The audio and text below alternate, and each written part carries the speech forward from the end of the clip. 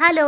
तर हा व्लॉग ना भोगीचा आणि मकर संक्रांती असा 2 दिवसांचा मिळून आहे. आता थोडा नाही बराचसा लेट झालाय अपलोड करायला, पण तुम्ही समजून घ्या. आता भोगीच्या दिवशी ना मिक्स भाजी बनवायची असते, त्यासाठीच इकडे तयारी केली होती आणि बरेच दिवस डब्यात पडलेले तीळ ना ह्या सणांना मात्र बाहेर निघतात. त्यामुळे तीळ भाजीमध्ये टाकायचे होते, ते काढले, ते साफ करून घेतले. छान अशी भोगीची भाजी बनवून घेतली होती आणि या दिवशी ना बाजरीच्या भाकरींचा मान असतो. मग इकडे तीळ टाकून छान अशा बाजरीच्या भाकरी बनवून घेतल्या होत्या. छान असं ताट रेडी केलं आणि सगळ्यात आधी ना देवांना नैवेद्य ठेवला. आता शिवांचा हट्ट असतो मला नैवेद्य ठेवायचा आहे, मग त्याने जाऊन नैवेद्य ठेवला. त्यानंतर जेवण करून घेतलं आणि आता दुसऱ्या दिवशी होती मकर संक्रांत. आता अजून मला तिळाचे लाडू बनवायचे होते. म्हटलं चला सगळ्यात आधी ना लाडू बनवून घेऊयात. तर इथे ना सगळ्यात आधी तीळ भाजून घेतले, शेंगदाणे भाजले आणि गूळ कापून घेतला आणि मिक्सरला छान असं बारीक करून घेतला. तर मला ना बिना पाकाचेच लाडू आवडतात, जे की चवीलाही छान लागतात आणि वेळही वाचतो. मस्त असे लाडू बनवून घेतले आणि त्यानंतर ना छान अशी तयार झाली होती. आता सण आहे म्हटल्यानंतर तयार होणं तर आलं. एक दिवस कपाटात पडलेल्या या साड्या सणाच्या निमित्ताने मात्र बाहेर येतात आणि छान छान असं साडी नेसून मस्त अशी तयार झाली होती. सगळ्यात आधी छान अशी देवपूजा करून घेतली, सुगड पूजन करून घेतलं आणि घरातील देवांना आधी ओसून घेतलं होतं. तर अशी छान मकर संक्रांती साजरी केली.